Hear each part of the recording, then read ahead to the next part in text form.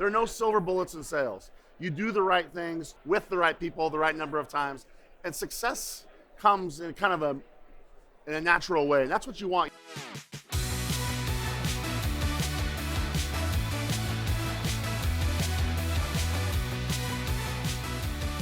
Hello Sales Nation and welcome to the Salesman Podcast live in partnership with HubSpot and recorded at the Leadership Summit in beautiful Chicago. On this episode, we have Rob Jeppsen. He is a sales coaching expert. He is a complete legend, a pleasure to interview. And on today's show, he's sharing with us the quickest ways to really crush it in sales, especially if you're new to the game. You can find out more about Rob over at xvoyant.com. We link to that, everything else that we talk about in the show notes to this episode over at salesmanpodcast.com. And with all that said, let's jump in to today's show.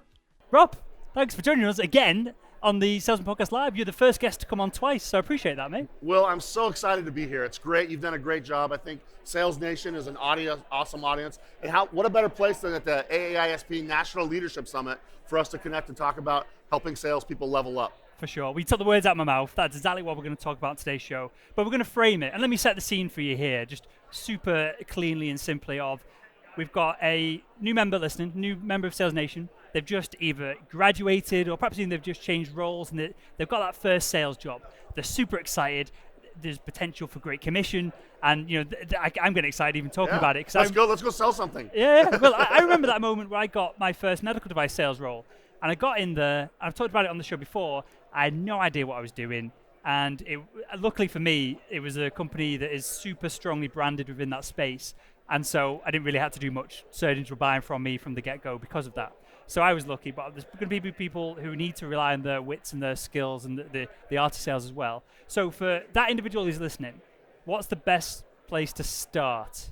Because clearly there's books, podcasts, videos, all kinds of stuff. Yeah, that's a big question, and there's a lot of places to start. But I can tell you I have a couple of ideas on if I'm a brand new sales rep, where the best place to start. And by the way, these are important things for existing and experienced sales reps to hear as well, because quite often what I find is people look for silver bullets, and there are none. Yeah. Okay? There are no silver bullets in sales. You do the right things to the right people the right number of times, with the right people the right number of times, and success comes in kind of in a natural way. And that's what you want. You don't want to have like this big magic moment where all of a sudden I close a deal. I found that success needs to be a natural event, because if you're selling something to someone and you're building up for this big thing to happen, you actually will make the buyer nervous. You know, and you're smiling, so you know what I'm saying. We don't want to make the buyer nervous. We want to make them, and that's my first. I got three things that I think we can talk about. Number one is you want to connect before you correct, okay? In the world of sales and getting started as a professional salesperson, first of all, congratulations. You're entering what I believe is the greatest profession in the world. Yeah. Period, end of story. Love it. Okay? I mean, the people that are in sales that suck, and there's a lot of them. There's a lot of them. Though it won't be a long time, they're not professional salespeople. They're just salespeople. So congratulations on entering the world of professional sales. So job one is connect with people. Connect before you correct. We want to correct so they include us, right? And so connecting with people is a really interesting thing, because most of the time when people learn that you're in sales, barriers go up. Is that fair to say? Yep. I mean, think about yourself when you walk into a department store looking at shoes or on a car lot. When the salesperson walks up and they say, "Can I help you?" 9 times out of 10, the answer is no thanks, just looking, right? We don't trust salespeople when we don't have a relationship. Is that fair to say? It is. And so when you're just getting started and you don't have relationships, if you try too hard, you're going to push people away. So we got to learn how to connect with people. I would get really good at learning how to connect with people. If you're in B2B sales, there's so many tools to do that now than you've ever had. Let me just stop here, Rob. What does connect mean? I think we need to drill it down deeper and deeper and deeper before we talk about tools. Okay. Does connect mean that I've retweeted one of their tweets and then I cold call them? Or does it mean, there's somewhat of a relationship there beforehand? Connect to me means, I don't believe, so there's a big debate you've probably heard about, is cold calling like a legitimate activity? And so I think we're in a world where I say get rid of cold calls, but I'm not talking about don't talk to people you don't know personally. I think that you can warm calls up. Does that make sense? Yeah. I don't believe that it has to be a hot call, but you need to take the initiative to warm something up. And let me tell you what I mean. I'm giving you a long answer to a really short question, but I think this answer is a good way to answer, okay? So when I was starting my first company, a guy that I wanted to invest in me, I went to an investor conference only because I said, I can meet this guy, Greg Warnock, I can meet him. And he gave a speech, and he talked about his venture capital group, and he said, we've had 4,000 or 3,000 business plans get emailed to us. And here's where it gets interesting. He said, how many of these business plans do you think I've invested in? And the answer was 0. And he said, I only even met with 1. And that's because they had an advisor that I really had respect for. But then he said the statement that I think is important for you as a new salesperson. If you don't have enough network, ingenuity, or work ethic to engineer an introduction to me, you don't have enough network, ingenuity, or work ethic to run a business that I want a nickel of my money in. So I say the same things to new salespeople and experienced people. If you don't have enough network, ingenuity, or work ethic to figure out a way to get introduced or just be relevant or at least identified, then you don't have enough network, ingenuity, or work ethic to go to Will Barron or someone like you and just say, hey, I want to sell something to you, okay? There's so much noise out there. Find a way to have them at least know who you are. So your thing is, yeah, it could be retweet or tweet. That could be a start, but that's certainly not enough to like have a connection. Sure. Use whatever means necessary today. But yeah, tweeting, all the social media tools, you should socially surround targets. Does that make sense? That's the second thing that I was going to mention is there are 2 kinds of salespeople, Will. There are those that take what they want, and there are those that take what they can get. Fair to say? Okay, and so I want all I've been both, Rob. Yeah, I've been both too. I've been both too. Yeah. And so if your strategy is just take what you can get, then you're in for a roller coaster ride that you may not like. And sales is a roller coaster ride regardless. Sure. But the ones that say, I'm going to take what I want, they target differently. They socially surround differently. They connect differently. They find ways to be relevant differently. And they're very focused on how they spend their time. They're very focused on what they do to be relevant to those targets so they can earn the right to go ask for opportunities to sell to them. Let me drill even deeper down into this, into the basics of, you've covered a lot of ground there. Where should we be going to learn all of this and to, again, for this brand new salesperson who goes, that all makes sense, but I need the strategies, I need the playbook, so to speak. Yep. Is this the sales manager they should go to? Is it they should listen to the Salesman Podcast every morning on their way to work? Well, for sure they should do that. or the books, and you feel free to be great. totally open and honest with it. I'll plug a few places now. Yeah. So you ask me always complex questions. That's a really big question. So there's a number of categories. Let me go down then. Where should they start? So the person that you work for, your leader, I would first start with them, okay?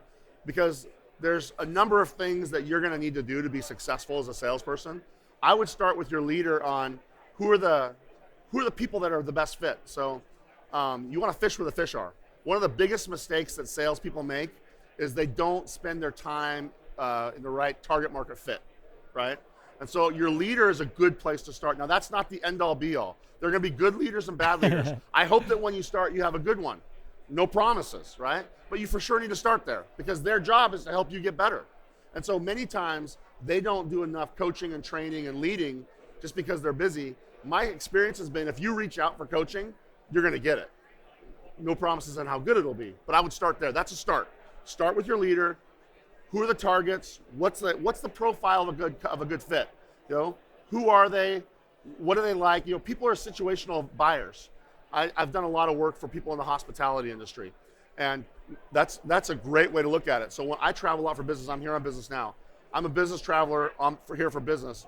I don't look at things like the spa, and I don't look about remoteness. I don't look at those things. I want right off the freeway. I want close to the airport.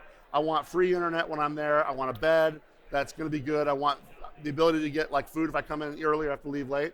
But when I'm on a holiday celebrating with my wife for our anniversary, she cares about the spa. The more remote, the better. Completely different use cases, different price sensitivities, right?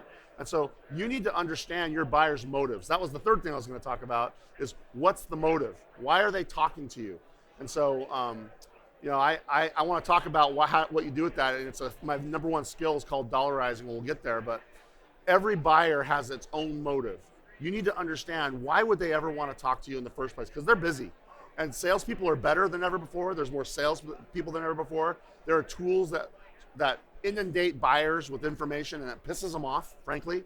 And you don't want to be that. You got to find a way to be relevant as fast as you can. I believe that we're in a time right now, Will, and I'm rambling, I'm sorry. No? The big no longer beat the small. It's the fast that beat the slow. That's what I'm coming to. So and how do we know if we're fast, slow? And then I'm going to come on to how do we know if our sales manager's full of shit or whether we should be following in their footsteps? I would start by saying if you're brand new, assume that your manager is going to be good. Okay, I would say if you're brand new, assume they'll be good. Is that a safe bet because no, they're going to be better than us if we're they're brand new? They're going to be better than brand new. Yeah.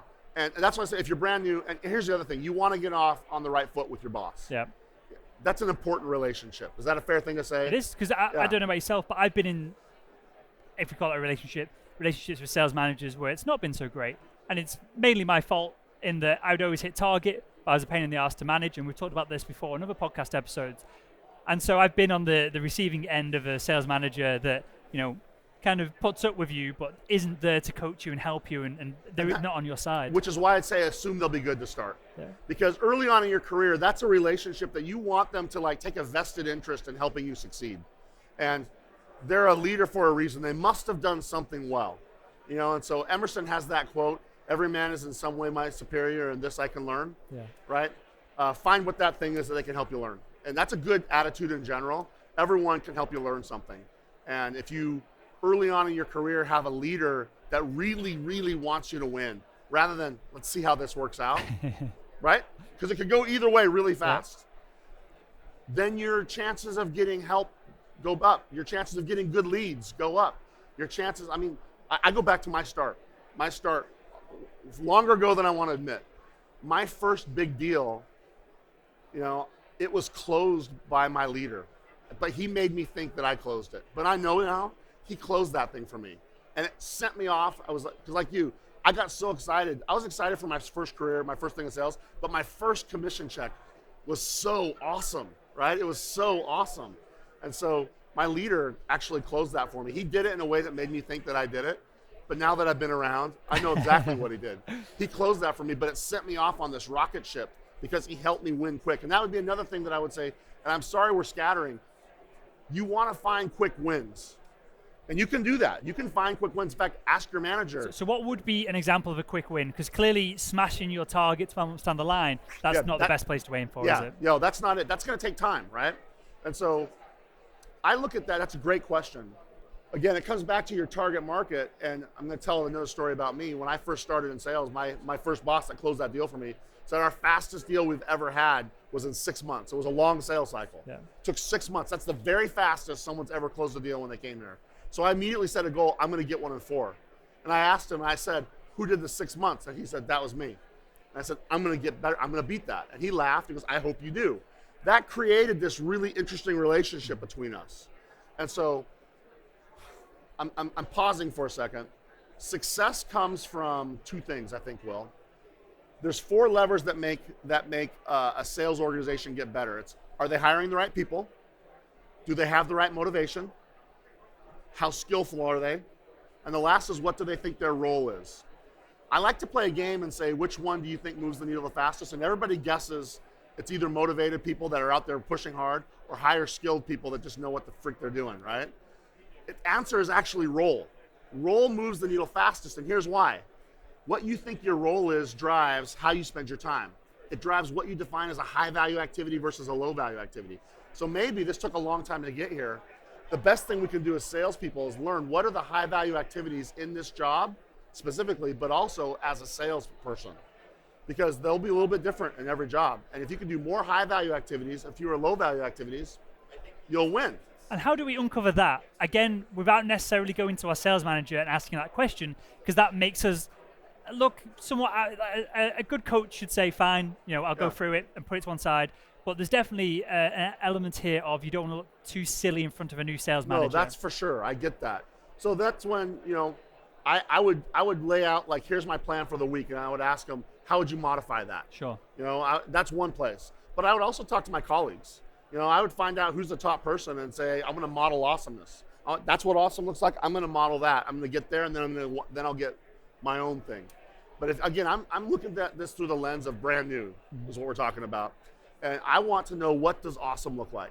And success leaves clues. Well, it leaves clues. And if I'm getting started, I don't want to reinvent the wheel right now. I want to find out what great looks like and do that. And then I want to make it mine. But let's not worry about making it yours, because you may be reinventing something that doesn't need to reinvent, and you're going to put yourself on a path that loses. Does that make sense? Makes total sense. So I think that you want to model what awesome looks like. And so it comes down to, what is your cadence? And your manager's a good place to help with cadence. Those colleagues are a good place to work with cadence.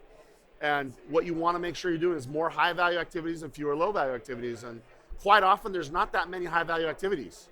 It's not rocket science. Are you with me? I get this. So for me, selling the ad space in the podcast, for example, my high-value activities are very simply one, which is reply quickly to inbound requests. That's it. If I just reply to inbound requests, I instantly sell out, a quarter on quarter and quarter of the ad space. Now, I could be getting technical on social selling people and getting introductions, and clearly I'm lucky that I've got enough inbound leads that I don't need to do that. And just that promptness in replying, it's usually because the marketing team has end of quarter, end of year budget that they want to spend. And so I can help facilitate that clearly and offer them return on investment on the back end of it. But from all the experimenting I've done with people like yourself coming on the show and talking about high value tasks, and clearly Jack Koskowski, like Buddy, talking about social selling and all these things that I've experimented with, the only thing that ever has moved the needle for me is just responding quickly. And it took 12 months of faffing around and experimenting with all this because I didn't have a role model. I didn't have anyone else to model to get there. But that's my high value activity. So I guess the solution is, and I guess this is the first step then, and we've narrowed it down to find out what the most high value activity is from someone who's having success within the organization. And do the appropriate amount of those. Yeah. There's something to be said for work ethic, Will. There's something to be said that one more email or one more call, there's something to be said for that. And it's not just that easy. I'm not saying that. But you got to do the work to be successful. What percentage of it do you think is that? Because I would say, I've been out, I've had salespeople in my teams in medical devices that have outperformed me, and I know I'm a far better salesperson than I'm far more, charismatic's not the word I'm looking for. That's a good word for you. I've got the ability to connect with people and all this good stuff, which is important in medical devices when you're in a surgical theatre and when someone's inside another person. Clearly that's important. Yeah. And I knew I crushed them at this, but they just worked damn hard, far harder than what I did, and so they hit target. Yeah. So what percentage of all this, to put it in the mind of the new sales rep, what percentage of this comes down to just sending more emails and spending more time and going that step further than your competition? I think work ethic's more than half of it. I think it's more than half. I don't want to put percentages on just because it scares me a little bit, but it's more than half of it. It's most of it, because more than half would mean most, right? Here's why. Here's what makes me scared about saying that. I believe, for myself, I think I was accidentally involved in sales. Does that make sense? I thought I was bound for the NBA for sure, right? I was going to be playing for one of those teams I was going to be a professional basketball player. That didn't work out, okay? And I ended up in sales. And that's not even what I got my degree in. I got my degree in marketing, okay? So I ended up in sales, and I talk to salespeople all the time, and what I find is most of the time when they grew up, that wasn't, I'm going to be sales guy. Yeah. It was going to be something else. So we're all somewhat accidentally involved. But the thing you're interviewing me about today is how do we become intentionally successful? Is that right? I think that word intention, I think that's where I'm going. Crushes it. Now that's where I'm going. So this is one of my favorite topics. We're accidentally involved, but we got to be intentionally successful. Intentional success comes from intentional improvement, okay? So work ethic. Work ethic isn't always just more calls, more emails, more social activities. It's also, are you reading the right books? Are you talking to the right people? What's your personal intentional improvement plan? Because intentional improvement drives intentional success. And that's what I would say to the team. That's kind of how I really think any salesperson, if you're intentionally improving, you will ultimately be intentionally successful. And be patient. You don't have to crush it on day one. Does that make sense? Because you're not going to. Yep. Fair to say or not fair to say? Yeah. You got to have this process. And so you asked me a question that I didn't answer. I would find the right thought leaders. Guys like you, your podcast, I feel like I'm a pretty good sales leader. I listen to your podcast all the time. I download dang near every episode. And I learn something because you have such great experts coming on. So find ways to listen to experts because, again, I don't care who it is. You can learn something from someone if you want to. Then I would find people that have leadership, thought leadership, and every one of the skills related to where you are. Like social media today as a salesperson and B2B, you have to be able to use it. Jack Kosikowski, Gabe Villamazar, those are two guys you have to follow because they have great ideas, great tactics. There's a number of other professional sales leaders that are out there that you should read their stuff. You should follow what they do. I mean, if it's about prospecting, then Jeb Blunt's book is a great book that you got to read. Mark Hunter has another good book that you got to read. How you connect with people. I think that the Challenger series of books, both the challenger sale and the challenger customer, that should be required reading. You should understand how to do those things. So I would say be intentionally improving, and ultimately you'll be intentionally successful. I love it. I think that's the perfect way to sum up this episode, Rob. And just on the back of that, the books that you mentioned then, they're the books that crop up all the time, over and over and over. Because clearly there's unlimited sales books that we could read, but I think they're a good 2 or 3 to start off with. And with that, Rob, I've got one final question. I've asked you this many times now. Lay it on me. I can't remember what you said last time I interviewed you, so I'll go back and in the show notes maybe make a comment of whether it's the same.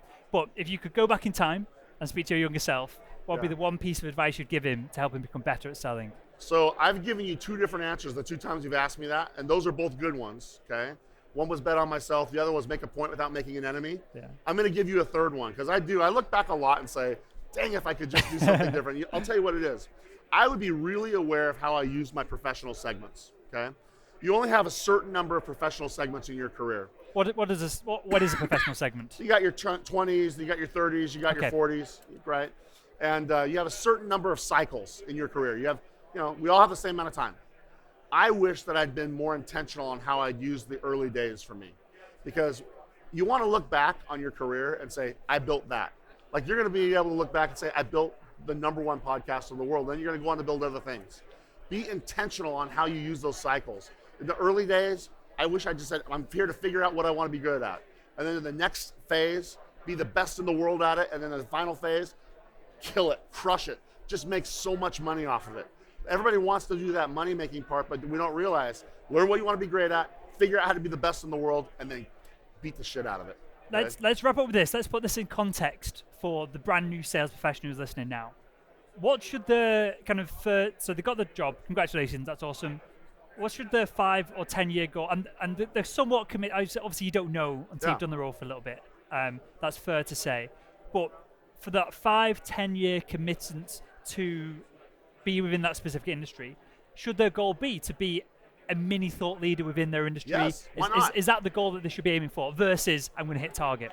So I didn't realize that I wanted to be the top sales coach in the world. That's what I wanted to be. Yeah. I didn't realize that till I was in my mid to late 30s, because that's when I realized how big of an impact that was. But I think about that. It took me from graduating college at 21 to 37 years old. That's a long time. And it was because I wasn't being intentionally successful. Yeah. I was just trying to make money. Making money and being intentionally successful are 2 different things. And I realized that as I look back and say, yeah, I made a lot of money, I did some good things, but I didn't get where I want to be. So I'm not answering your question very well, and I apologize, but let's get back to it. There might not be an answer. I don't know. I don't know. Everyone's different. That's the other thing I'll say is everyone's definition of what matters to them is different. And so just ask yourself, where is this route taking me? Because when you get into sales, you're probably going to go into an industry or 2. You probably should try it. I've tried financial services. I've done medical device and technology. And I found a way to blend all those together. Yeah. Okay. And that's what I love. You should be passionate. If you are not passionate about what you do, if you find yourself stuck in a rut, you got to look in the mirror. Don't ever look out the window and say, well, this is what. Look in the mirror. I wish I'd learned to look in the mirror and be intentionally successful, because I spent a lot of time where I felt like I was stuck in a rut, and I was. And I didn't take myself out of it. And I look back and I learned a lot of great things, but I didn't maximize that segment the way I ought to have, and I have regret about it. And so I don't want any of your people saying, I'm at this phase. What do I want? What is it I want? Am I being intentionally improving and successful? And am I on a road to take me where in 5 years from now, I'm happy where I am? And I wouldn't say, where do I want to be in my 40s? Where do I want to be when I'm 25? And then set another 5-year goal. What do I want to be when I'm 30? Have that short time horizon early on, and it will force you to use those segments really, really proactively. And I didn't do that well enough early in my career. And I think I've ended up in a good spot, but I could have used that time better. Love it. Rob, with that, mate, tell us a little bit about Xvoyant. I know clearly this episode's targeted towards the new salespeople, but there's a whole sales leadership in yourself that tunes into the show. So there's a whole mix of people in here. So tell us a little bit about what you're doing. Xvoyant is a play on words. Clairvoyant is a magical person that can predict the future. We say that nobody needs to predict the future more than a salesperson or a sales leader, but you don't need magic to do it, okay? If you understand execution, you can become a creator of an Xvoyant culture by executing the right way. We've created a technology that leverages your Salesforce data to help a sales rep or a sales leader say, what are the level up opportunities for someone? It's a platform that doesn't change anything other than it says, I'll look at all your activities and tell you where you can level up. And we'll even tell you the future value of a rep. Check it out at xvoyant.com. And I think what you'll find is a platform that will answer a lot of questions that sales leaders and salespeople have scratched their head and say, how do I do that without guessing? We want to take the guesswork away and make it predictable. And I'm just going to chime in here of when we met at the Revenue Summit about 5-6 weeks ago, you ran through some of the background of how it worked. That's right. And it blew my mind. I was genuinely, so I've got no sales leadership skills, I'll prerequisite it with this. But you kind of brought up insights I didn't even think of before on the coaching side of things, that even to understand them myself, I'm now able to coach myself better. Cool. So with actual data with a sales team and being able to show a sales team like numbers, graphs, whatever it is, I think that's crazy powerful. Thank you. So check it out. You'll like it. It's good stuff. Well, I'll link to that in the show notes to this episode over at salesmanpodcast.com. And with that, Rob, I want to thank you again for joining us on the Salesman Podcast. I love being on your show. Keep me here. Listen to the show. It's the greatest podcast in sales.